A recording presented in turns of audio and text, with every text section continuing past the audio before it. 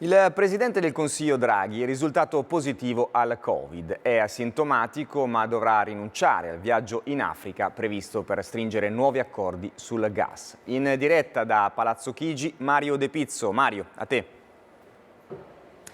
Una positività che non consentirà al Presidente del Consiglio di essere mercoledì e giovedì in Angola e Congo, dove invece saranno i ministri Cingolani e Di Maio. Prosegue dunque la strategia del nostro Paese per affrancarci dalla dipendenza energetica dalla Russia, diversificando i fornitori di gas e nelle prossime settimane Draghi è atteso anche in Mozambico. Intanto il governo prepara un nuovo intervento per ridurre il peso della bolletta energetica su famiglie ed imprese. È tutto. E ora la cronaca. In Alto Adige una famiglia cade nel lago.